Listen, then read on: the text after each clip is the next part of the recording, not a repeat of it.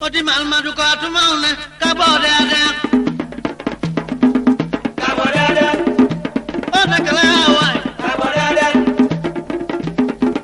Kabode ada. Kabode ada. To me babu ngala me ola ko video mcho mama la di one cho jon ku studio URTV ademi e fiko kide ka choluka nke kichi oku oluka olu ka ma cha che ko bi ojoji gidade program engi ni pe ko bi ka kini studio nga cha dabu ne a cha kola pa ma de loji la bu loju ka cha do cha bu ki a pa ma do pe ama engi ni adere tane gbogbo wa ne gala ka ne ki choluka pa e ona ni mi ko mo wa nke kola e a ka bu ka le re loji TV meni ma odo do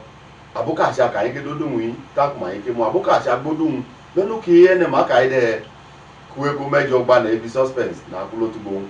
ki o kola gbokugbo ama reason meji yon arucho gbere wu wa ne gala ka bu kola kubo wi ejo duruchi ka kini ka ne gedu ba e ka me na do ki celebrate onele abigala acha de ne aba chenki de juni ba kile kule meni o Dr. Steve na chema meni o Prince Audu isi ba ko ne de kutakuma duban ibaki deju ki a ukolo memele che maduba ke la o re ke de ke da mu jo ma gu o che de ko na ji ne ke je wa ma en ki chodu ke da mu jo ma ge wi e jodu da ko do mi na do wa ngo jodo ko ka wu ki na ni lo la tani lo la ni wile ta ku na ngo do mi ke na do wa ngata ni lo la wile na do wa iye mi lo la wile Odumishi Benjamin Peter Ibloma odogbe aga chunyata ni odogbe aga ko ama onye ye mi se onupo iyale dikena local government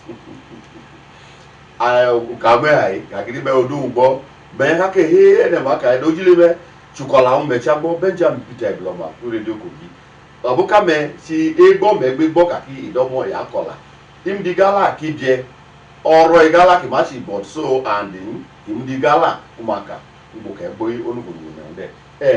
ka le wu jogba e un kumadu me ojile ti ukola e ka oji radio kweba e cha le chukolo bi de ko ida aka wi ko bi emi ba ki ko bi mi ba iko ro chukolo radio e ko ejo dudu aluka la cha le ki pela anga ki le ganu ela madu ogba won aka 1985 we joined the radio Benue State. We naturally made the radio Benue. 1991, we shake your Nologuyo maybe my Kogi pe. Agma Kogi le taki akwerule wataka uja ne Kogi awilo koja. Omi Benjamin Peter Ibloma, Lemona John JP, Mohamed Alilu, Achibumeta, ki commissioner information then dan okolo ka kinka dobawa e doba ka doba le achikola radio station ide abali ba pe mama ko le to tite ajo mo pe yechin aka da bi mi e ko abali ba le ohun aloti ochaja la de tingini ohun achikola ukolo achikola ka bone na ukolo achikola ka meni akiyala lo ne toro yo ko ajo mo ojo ke la de o mo ishime usitaki de ate radio amuna wewe jo wa bi chi ojo dalo ifi odo ke chukolo pe Benue wi Kogi mani e amukolo ke ti ai e ti pa mi bo wa ka mi ayi we pa bo gala ti du ichi gala yo e kai igala igbe ona le pa igala ngini ichi ajo ka te wa ma ogugu ichi gala ona le ba ogugu angini ai ne bi gala do ma nyoba baka do ma wu bi baka daji baka ti da ejodo inugo kigo ya chenugo kitoru ule na kitengini ula ka kitengini gokule ke yemi gokule mi je kitengini ida le gbelenu enu je won okole edo mi aye omi no okole mi na do aye akoye obola aye enchi ofedo ba oda mada gbadia ama engini igala rule gala turugo yo chi ohun igala maja igala turugo jo chi ohun enu ko jo chi egbe na ogano tagi je won amali akoche poro daun imali agbanedo ije wa ngejo la gen ije wa fedo la gen aje tola amo tola wa aluke we ko ege mu je gide la ko ye eki kwalu bole jeibu ki matema kitema ta ke nu yima ku bojoy abu ay gbele jama o chelo o chuma gwa koko mena amushuka baba amushuka ujai amushuka baba amushuka ujai ato ko elo baba ni abi alu chenchi gwen makoma nínú le sha jẹun tó nenu ali le jẹun tó neni ide he bi mi ine o ma neni ama o tugbe lojo na ye ko ha mene toko na ngo ko ha mene ateko o ma ngeju mi o ma yo mi na abi ojo ki won raba mama ki àwọn rapu gbe ma atomi ge tienke na ye duo ne ki ye e na ngo duo ne ki mo ene du tere duo ne ki du tere ene du doji duo ne ki doji enyo ja bore na bi una obe una kede igala ki ma igala ichi e ju do ke na ni ke ju de ne bunu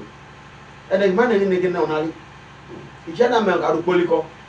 abe gbogbale ke go ma de abe chodile ke go ma de abe achana na le ke go na na le ma de abe chena lele ke go na le ma de abe edule ke dudu ma te dudule abe pale ki papa ati pale o chaka to yuru mo ka go ki kojo wai ama amenyo ka chi olawa amulo meme ka le olawa to ye kenyo ki wo ja ne gara da bi obi enun la chi omi je ko eyan nu omi je ke ne eyan nu o ngale an no go ka kwa ne do o chaka je ni degree le o chaka ni HND o chaka ni NC o chaka che do mebo ejile amda che yan to la ni we ma ke bule jo o wa ne ken ke bu ya ma kuma bule jo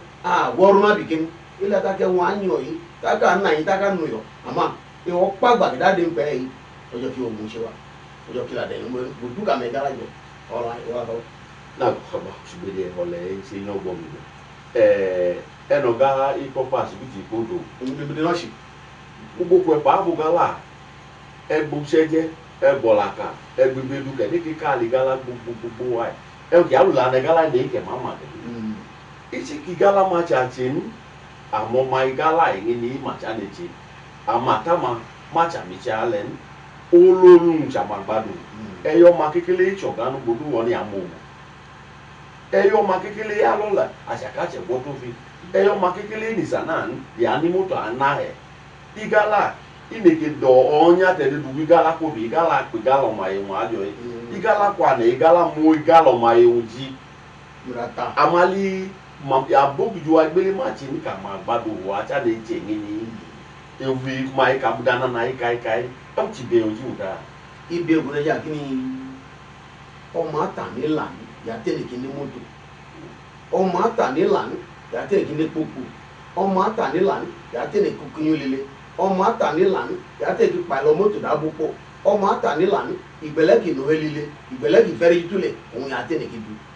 ke ene ke chame wi e ma cheju fu gbe do ko ipo atado ma oko ma abi nya che ma ya no ataki me mata moto du ki mo do ma ko ma kina ni obata pa o kere mo do le mo to moto npa bi enu awon chi o me no kon ise ni boka ma kere ewu chi ma pa o da guma o me disco ita ni la ni moto ko ane ene o alaja moto la ojo oji gbe ni ngba alaja do koko da ni moto o me ita ni la ikuku ne we ni game la ikuku la ojo bi we won ugbo idoko ko tagi le kuku ojo ma wa mu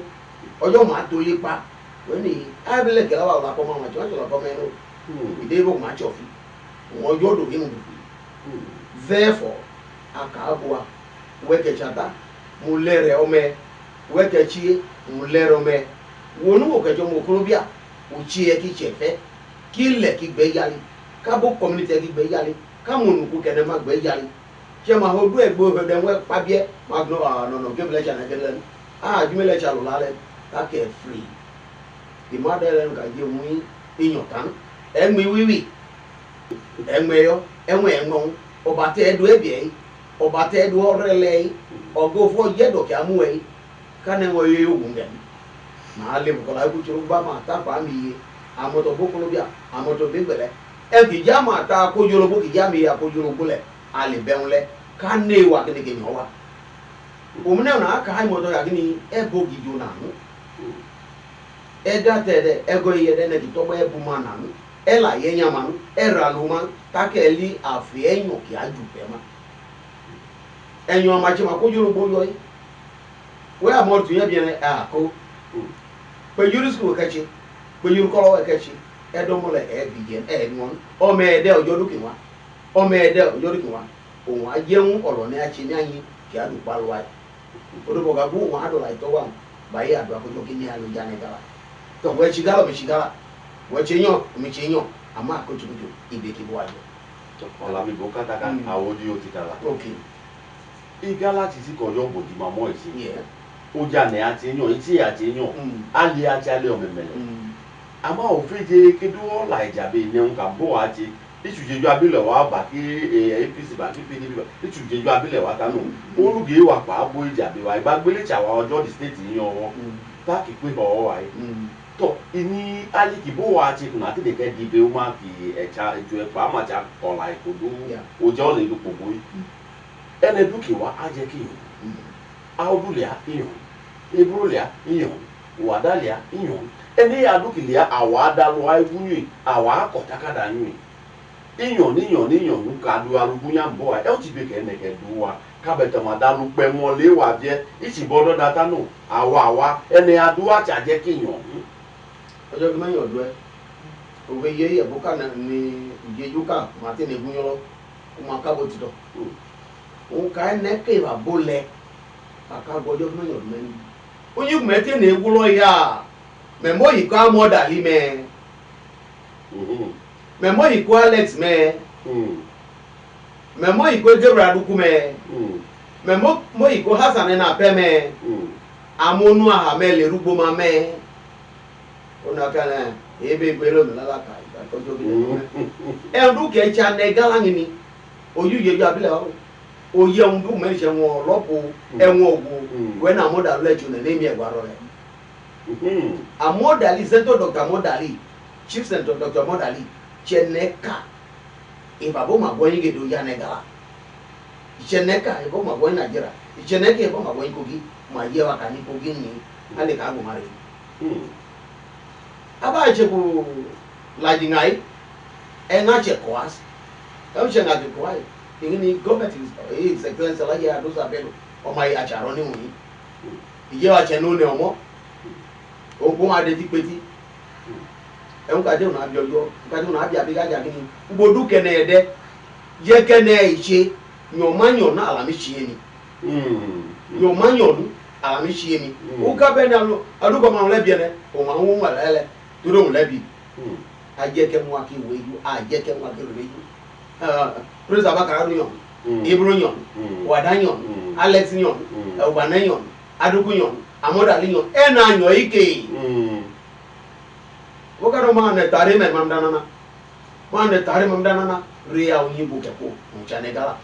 ria lob keko mchane gome to ane mela kade abio yo kane akikwa ne dago ya ne ke kwa ne dago lo bi amene otogba wa nu igedo yo gba ne gala de amene otogba wa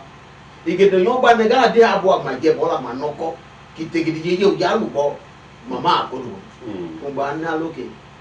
ego wa kini ile je niko ise na gba bi anya leburu eru kene du chipu ko ya ki gogo de e ma do mon marie ojo kede yon lai To tuta la kolo ata ngi adu wi oji. Ana gala je na mo le abuke chuli ba Amodali Ibro go on the blue Alex Kadri name them by uchocha awami captain wadai ma dejuta mo do gala ma ya ma ina itakikala chakpa kitale ma mi meju menene ne ki bunyi won ki oju ungene ne dunyi won ayoju e o ti be kede ke duma uja me go bijo igala le kun ma gboji dida ma tujeju abile wa tan